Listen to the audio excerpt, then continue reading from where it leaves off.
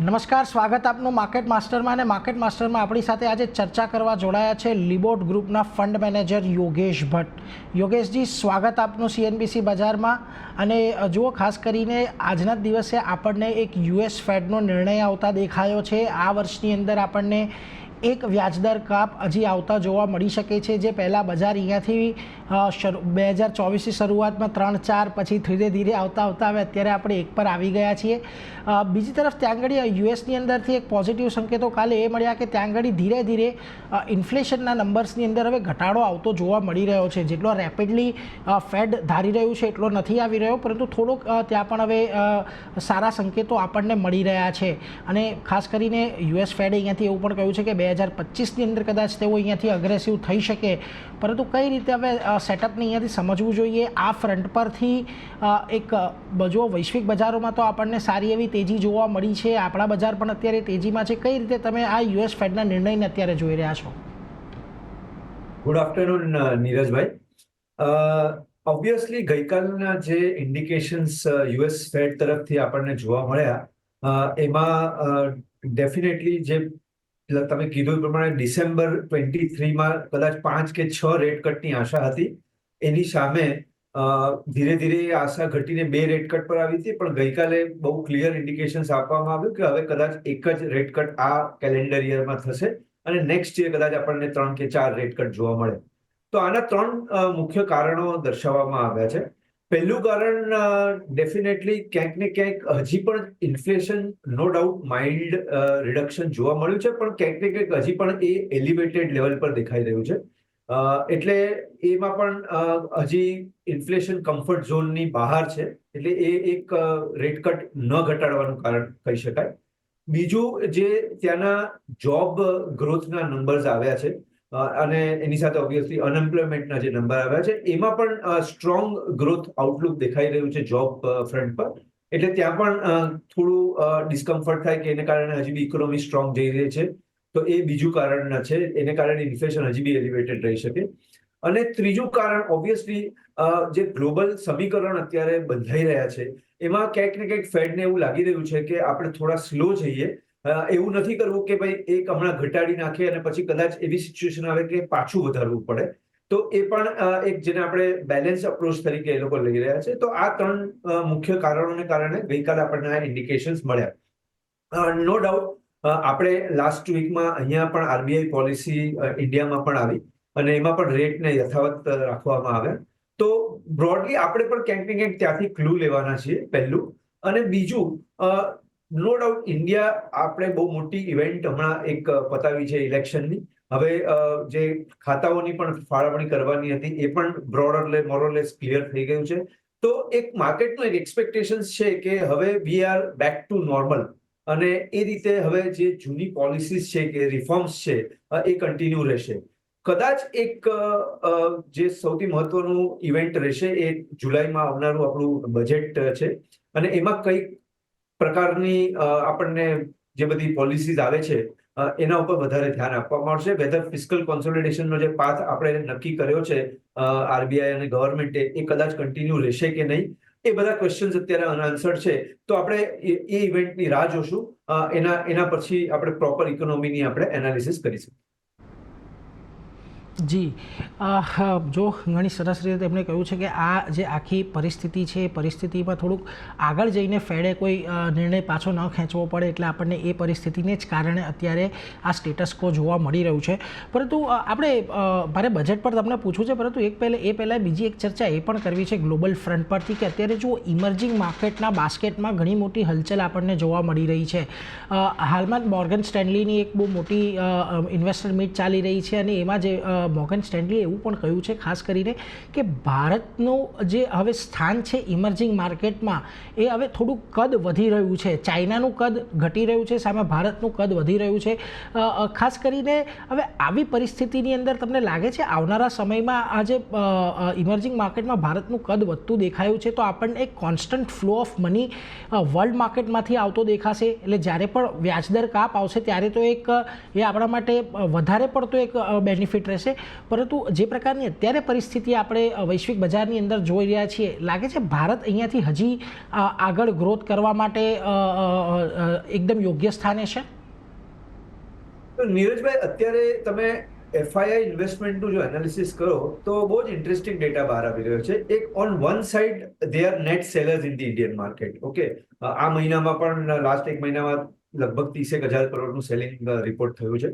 અને જે ઇન્ડિયાનો વેટ છે MSCI ઇન્ડેક્સમાં, એ આપણે ધીરે વધતો હવે 16-17% પર આવી ગયા છે. અને એ પર્ટિક્યુલર જે ગેઇન થયો છે એ ચાઇનાનો ઘટાડો થયો છે, એને કારણે આપણને ગેઇન જોવા મળ્યો છે.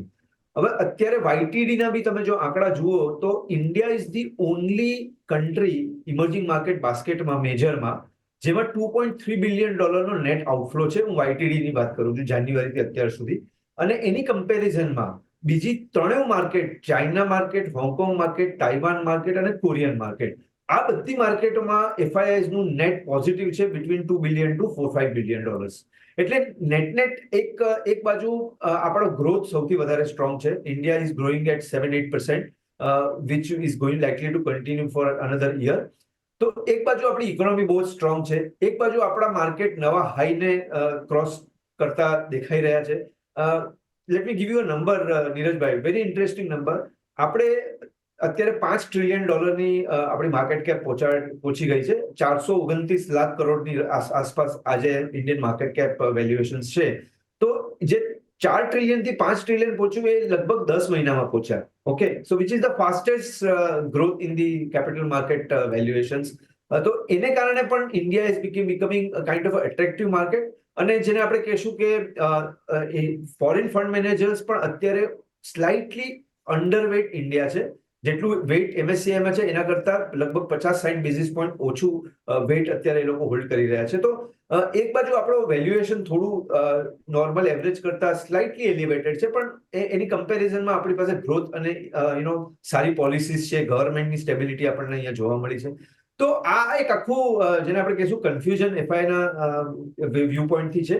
પણ મારો એવો મત છે કે નીરજભાઈ, ત્યાં આગળ જેવું ઇન્ટરેસ્ટ રેટ, જ્યાં સુધી ત્યાં આગળ ઇન્ટરેસ્ટ રેટ યુએસમાં એલિવેટેડ લેવલ પર છે ત્યાં સુધી આપણને અહીંયા FI પાછા જોરથી આવતા હોય એવું દેખાતું નથી. અને ઓબ્વિયસલી જો આપણે નેક્સ્ટ 1 વર્ષમાં 3 થી 4 વખત રેટ કટની જો આશા રાખીએ અહીંયાથી, તો ડેફિનેટલી મને લાગે છે ત્યાં સુધી નેક્સ્ટ 6 મહિનાની અંદર, 6 મહિનાથી 1 વર્ષનો આપણે જો ગાળો લઈએ તો એમાં definitely FIs will come back. they may come back with a vengeance. એટલે કદાચ બહુ સ્ટ્રોંગ FI નો ઇન્ફ્લો પણ આપણને અહીંયા જોવા મળે. એટલે જો વ્યાજ દર કાપ આવે છે તો અહીંયા પછી આપણને ભારતની અંદર સારો એવો એક FIનો ઇન્ફ્લો આવતો જોવા મળી શકે છે. યોગેશજી, હવે તમે જે પહેલાં સવાલના જવાબમાં જે ખાસ વાત કરી હોય એના અનુસંધાનમાં તમને આગળ ચર્ચા કરવી છે કે જુઓ, ભારતની અંદર હાલમાં નવી સરકાર બની છે, સ્થિર સરકાર બની છે, અને મોટેભાગે આપણે જે મોટા પોર્ટફોલિયો કહીએ છીએ એમાં કોઈ ફેરફાર થવાના નથી. અને જેમ આપણે કહ્યું કે હવે જુલાઈની અંદર બજેટ આપણા માટે એક મહત્ત્વની ઇવેન્ટ રહેવાની છે. હવે નાણામંત્રી નિર્મલા સીતારામણે આની પહેલાં વોટ ઓફ એકાઉન્ટ આપ્યું હતું, હવે તેઓ સંપૂર્ણ બજેટ આ વર્ષનું આપશે.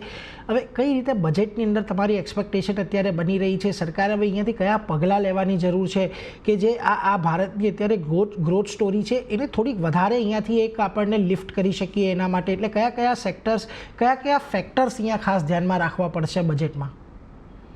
તો નીરજભાઈ, જે બ્રોડ એક્સપેક્ટેશન્સ જે માર્કેટ બજેટથી આશા રાખે છે એ કપલ ઓફ ફ્રન્ટ પર છે. પહેલું તો ફિસ્કલ કોન્સોલિડેશનનો જે પાથ બતાવ્યો છે આપણે વર્લ્ડને, તો whether we are going to follow that. અત્યારે કદાચ જે એનડીએના નંબર્સ આપણને મળ્યા આ પર્ટિક્યુલર ઇલેક્શન્સમાં, એ એક્ઝિટ પોલ અને બીજા બધા એક્સપેક્ટેશન્સ કરતા ડેફિનેટલી ઘણા ઓછા છે. તો ક્યાંક ને ક્યાંક એવું એક કન્ક્લુઝન બની રહ્યું છે કે ગવર્મેન્ટ આ વખતે રૂરલ અને પુઅર એમાં કદાચ થોડુંક વેલફેર વધારે, એટલે કે કદાચ ફિસ્કલ કોન્સોલિડેશનનો પાથ આપણે કદાચ મેન્ટેન ન કરી શકીએ અને વધારે સ્પેન્ડ પુઅર પાછળ કરવામાં આવે. તો એ એક ડાઉટ આ બજેટ ક્લિયર કરી આપશે. બીજું, દર વખતે આ હોય જ છે કે કેપિટલ ગેઇન્સ ટેક્સ પર કઈ રીતે નીતિ આવશે. ઓબ્વિયસલી દર 3 મહિને 6 મહિને આ એક એક્સપેક્ટેશન હોય જ છે કે કદાચ કેપિટલ ગેઇન્સ ટેક્સના રેટ વધશે, કારણ કે બીજા બધા એસેટ ક્લાસ કરતા ઇક્વિટીનું કેપિટલ ગેઇન્સ ટેક્સ થોડું ઓછું દેખાઈ રહ્યું છે, તો કદાચ એક એક્સપેક્ટેશન છે કે ભાઈ એમાં કેટલો વધારો થશે કે કદાચ લોંગ ટર્મની ડેફિનેશન્સ ચેન્જ કરવામાં આવે, એ બધા પર આધાર રાખશે. પણ એના કરતાં પણ આઈ થિંક જે મહત્વનો મુદ્દો મારા હિસાબે બજેટ પર રહેશે એ બે ફ્રન્ટ પર રહેશે. સૌથી પહેલું જે અત્યારે ઇન્ડિયા ચેલેન્જ ફેસ કરી રહ્યું છે નીરજભાઈ, એ છે on a employment front. there are lot of unemployed youth in India. આપણે દર વર્ષે કેટલા લાખો એન્જિનિયર્સ બની રહ્યા છે અને એમને કોરસ્પોન્ડિંગલી આપણે ઇન્ડિયામાં જોબ ઓફર પ્રોપર કરી નથી શકતા. આ વખતે જે નંબર્સ આઈઆઈટી બોમ્બે જેવી જે સંસ્થા છે એમાં એમ આવ્યો નંબર કે 36% of the students who have cleared IIT Bombay have not been able to place themselves. સો આ એક ડેફિનેટલી બહુ ચિંતાનો વિષય કહી શકાય. એટલે ક્યાંક ને ક્યાંક ગવર્મેન્ટનો આઈ થિંક ફોકસ રહેવો જોઈએ કે કઈ રીતે જોબ ઓપોર્ચ્યુનિટીઝ વધે અને આપણે ફૂલ એમ્પ્લોયમેન્ટ લોકોને આપી શકીએ. અને એના પછી ઓબ્વિયસલી જે ચોથો પોઈન્ટ છે એ લેન્ડ રિફોર્મ્સનો છે. ઇન્ડિયામાં લેબર અને લેન્ડ આ બંને રિફોર્મ્સ કરવાની ખાસી એવી જરૂર છે. તો એના ઉપર કઈ રીતે ગવર્મેન્ટ એક્શન લે છે એના ઉપર પણ ધ્યાન રાખવામાં આવશે. પણ બ્રોડલી મને એવું લાગે છે કે જે ઇન્ફ્રાસ્ટ્રક્ચરનું કે જે કેપિટલ એક્સપેન્ડિચરનો જે ગ્રોથ થયો લાસ્ટ 2 વર્ષમાં, એ થોડો કદાચ મોડરેટ થાય, પણ એની જે ડિરેક્શન્સ છે એ તો ડેફિનેટલી પોઝિટિવ રહેવી જોઈએ. અને એને કારણે આપણને જે ઇકોનોમીનો ગ્રોથ મળે, કારણ કે અલ્ટિમેટલી આ મલ્ટીપ્લાયર ઇફેક્ટ કહેવામાં આવે છે. ગવર્મેન્ટ કારણ કે જો એક certain percentage of GDP capex પર અને ઇન્ફ્રા પર સ્પેન્ડ કરે તો એના 3 years ટાઈમ એની મલ્ટીપ્લાય ઇફેક્ટ થઈને ઘણો બધો ગ્રોથ ઇકોનોમીમાં આવતો હોય છે. તો એના ઉપર પણ સરકારનો ઘણો બધો ફોકસ રહેશે. સો બ્રોડલી આપણે આ બજેટ પર આટલા એક્સપેક્ટેશન સાથે આપણે જઈ રહ્યા છીએ. એટલે જો ખાસ કરીને રોજગાર, કેપેક્સ પરનો ખર્ચ, કેપિટલ ગેઇન ટેક્સ, ઘણી બધી આશાઓ છે એ બજારની, એટલે એના પર પણ એક આપણે ખાસ ધ્યાન રાખતા રહીશું. પરંતુ બીજી એક ચર્ચા તમારી સાથે એ કરવી છે યોગેશજી, ખાસ કરીને પીએસયુ સ્ટોક અને ડિસઇન્વેસ્ટમેન્ટને લઈને. જો આપણે ખાસ કરીને આ સરકાર જ્યારથી આવી છે ત્યારથી એક વિનિવેશ માટેનું કે ડિસઇન્વેસ્ટમેન્ટ માટેની એક મોટી હિમાયતી રહી છે આ સરકાર. એર ઇન્ડિયા જેવી મોટી અસેટને તેઓ ડિઇન્વેસ્ટ કરી શક્યા છે, એલઆઈસીની અંદર સ્ટેક થોડોક ડાયવેસ્ટ કરી શક્યા છે. પરંતુ ખાસ કરીને હજી પણ ઘણી બધી કંપનીઓમાં તેમનો વિચાર છે જે નથી થઈ શકતું. અને મીનવાઇલ હવે તો પીએસયુની અંદર જે રનઅપ આવ્યું છે એની અંદર આપણે જોયું છે કે ખાસું એવું વેલ્યુએશન પણ હવે અહીંયાથી વધી ગયા છે. શું હવે અહીંયાથી સરકાર આ બધા ડિસઇન્વેસ્ટમેન્ટ માટે કોઈક પગલાં લે એવું તમને લાગે છે? જે પ્રમાણે તમે કહી રહ્યા છો કે એક તરફ પોપ્યુલિસ્ટ પગલાં કદાચ લેવા પડે તો પછી આ અહીંયાથી એક ઇન્કમનો સોર્સ સરકારે ઊભો કરવો પડશે. તો નીરજભાઈ, આ પણ એક નંબર હંમેશા બજેટમાં ઇન્વેસ્ટરો અને ફંડ મેનેજર્સો જોતા હોય છે વેરી ક્લોઝલી. એ છે કે ડાયવેસ્ટમેન્ટનો નંબર અને એના પરથી એમાંથી કેટલી ઇન્કમ જનરેટ થઈ શકે. તો આ અત્યારે તમે જે સિચ્યુએશન જુઓ પીએસયુ બાસ્કેટની, તો લગભગ 4 વર્ષ પહેલા આખી પીએસયુની basket market cap 10 lakh crore હતી, જે અત્યારે 55 લાખ કરોડ પર પહોંચી ગઈ છે લાસ્ટ 3 વર્ષની અંદર. તો ડેફિનેટલી ક્યાંક ને ક્યાંક આ જે માર્કેટની વેલ્યુએશન્સ વધી છે, માર્કેટ કેપ આ બધી કંપનીઝની વધી છે, તો એમાં definitely there is a scope કે થોડું ઘણું ડાયવેસ્ટ જો કરી શકે તો એમાં ડેફિનેટલી ફાયદો થાય. આની પહેલા પણ ગવર્મેન્ટે અનાઉન્સ કર્યું છે કે મિનિમમ ઇન્ટરવેન્શન ગવર્મેન્ટ ટુ બિઝનેસમાં રહેશે. તો એ પોઈન્ટ ઓફ વ્યૂથી પણ આપણે વિચાર કરી શકીએ. તમે કીધું પ્રમાણે જે રીતે એર ઇન્ડિયાને ડાયવેસ્ટ કરવામાં આવ્યું, તો પોસિબિલિટી તો બહુ જ સારી છે. ઇનફેક્ટ આ એક બહુ જ ઓપોર્ચ્યુનિસ્ટિક ટાઈમ છે જેમાં આ માર્કેટ કેપ વેલ્યુએશન જે વધી છે એનો ફાયદો ગવર્મેન્ટે ઉઠાવવો જોઈએ અને થોડું ઘણું ડાયવેસ્ટમેન્ટ કરી અને મે B what ever 1.5 lakh 2 lakh crore જેવું આપણે થોડું પણ ડાયવેસ્ટ કરીએ તો પણ આપણને 1.5 લાખથી 2 લાખ કરોડ આવી જાય. તો એ રીતે ડેફિનેટલી આમાં ફોકસ રહેવું જોઈએ. અને ઘણી બધી જે અનપ્રોફિટેબલ બિઝનેસીસ પણ છે, જે અનલિસ્ટેડ કંપનીઝ પણ છે ગવર્મેન્ટમાં, એમાં પણ આપણે ડાયવેસ્ટમેન્ટનો વિચાર કરી શકીએ. તો નેટ આ નંબર પર આપણે ખાસ ધ્યાન રાખશું આ બજેટ. યોગેશજી, હવે આપણે જોયું છે આ અઠવાડિયાની અંદર બજાર નવા શિખર પર શિખર એક બનાવી રહ્યું છે. મિડ કેપની અંદર સારી એવી તેજી અને નવા એક શિખર બનતા દેખાયા છે. પરંતુ આ બધાની વચ્ચે શું તમને લાગે છે અત્યારે પણ કોઈ એવા પોકેટ્સ છે, એવા સેક્ટર્સ છે કે જેના પર થોડુંક લાંબા ગાળાની દ્રષ્ટિએ રોકાણ માટે નજર રાખી શકાય? નીરજભાઈ, ડેફિનેટલી અત્યારે મિડ કેપ સ્મોલ કેપમાં તો આપણને સારી એવી તેજી જોવા મળી છે. ઇનફેક્ટ નિફ્ટીની સાથે મિડ કેપ સેગમેન્ટે પણ નવો હાઈ ક્રોસ કર્યો હતો. તો વેલ્યુએશન પોઈન્ટ ઓફ વ્યૂ તમે જુઓ તો ડેફિનેટલી સ્લાઇટલી અબવ એવરેજ છે, મેં કીધું એ પ્રમાણે. પણ જેને આપણે રિલેટિવ વેલ્યુએશન્સ કહીએ, તો રિલેટિવ વેલ્યુએશન પોઈન્ટ ઓફ વ્યૂથી 2-3 સેક્ટર અત્યારે એવા છે જે થોડુંક લાંબા ગાળાનો જો તમારો અભિગમ હોય તો સારા વળતરની આશા રાખી શકાય. એમાં એક આવે છે પ્રાઇવેટ બેંક્સ. તમે પ્રાઇવેટ બેંક્સ વર્સિસ પીએસયુ બેંક્સની પરફોર્મન્સ જુઓ લાસ્ટ 3 થી 4 વર્ષનું, તો ઘણું રિલેટિવ અંડર પરફોર્મન્સ પ્રાઇવેટ બેંકનું રહ્યું છે. તો એ એક આખું સેગમેન્ટ અત્યારે રિલેટિવ વેલ્યુએશન્સમાં આપણે રેકમેન્ડ કરી શકીએ.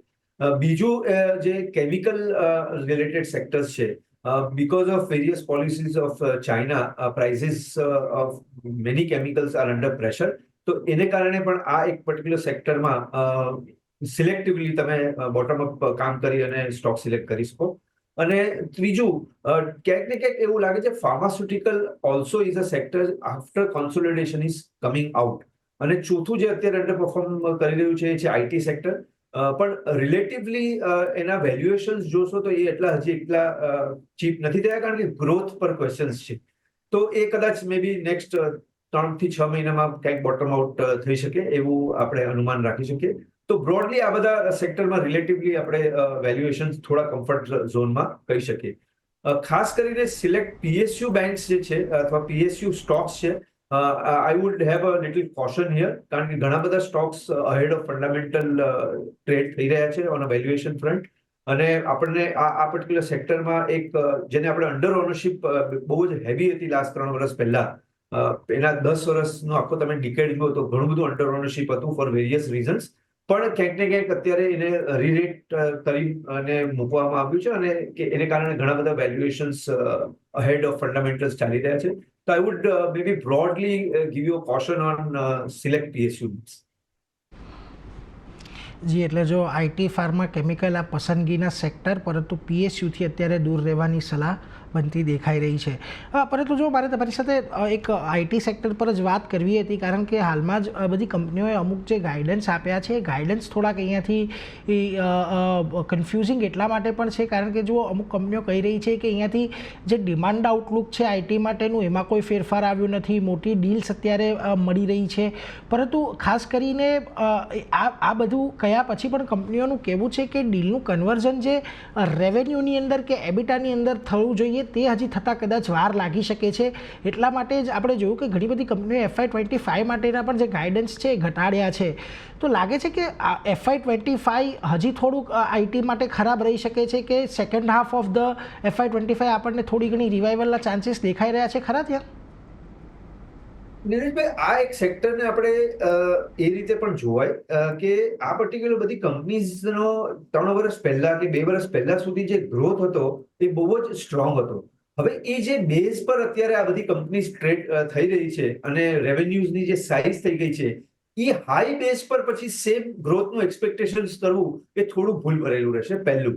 બીજું, તમે કીધું પ્રમાણે રિવાઇવલ, તો રિવાઇવલ માટે આપણે એક જે ઘણા બધા પેરામીટર્સ જોતા હોઈએ છીએ, પણ જે main one of the important parameters જેને આપણે ટ્રેક કરી શકીએ એ છે નવા કેટલા એમ્પ્લોઈઝને આ બધી કંપનીઝ લઈ રહી છે.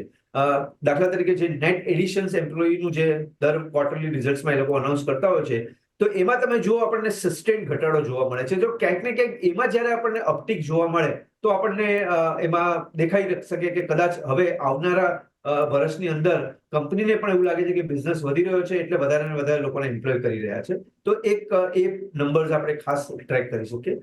અને ત્રીજું, ઓવરઓલ તમે આ સેક્ટર જોશો ને તો હિસ્ટોરિકલી આ સેક્ટર ક્યારે બોટમ બને છે, જ્યારે બધા સ્ટોક્સની ડિવિડન્ડ યીલ્ડ બિટવીન 3 to 4% આવે.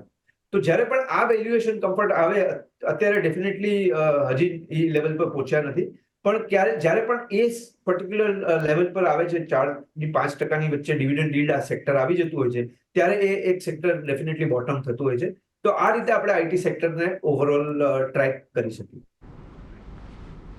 એટલે જો જ્યારે ડિવિડન્ડ yield થોડી નીચે આવે છે ત્યારે અહીંયાથી ટ્રેક કરવું જોઈએ. આઈટી સેક્ટરની એવો અત્યારે મત બની રહ્યો છે. પરંતુ યોગેશજી, અત્યારે હવે આપની રજા લેવાનો સમય થયો છે. ઘણી બધી ચર્ચા કરવાની બાકી છે, પરંતુ સમય અત્યારે પરમિશન નથી આપી રહ્યો. તો એ સાથે જ આભાર આપ અમારી સાથે જોડાયા અને આ સમગ્ર મુદ્દે અમારી સાથે ચર્ચા કરી એના માટે. Thank you. તો જુઓ, માર્કેટ માસ્ટરમાં બસ આટલું જ, પરંતુ વધુ અપડેટ માટે તમે જોતા રહો CNBC બજાર. નમસ્કાર.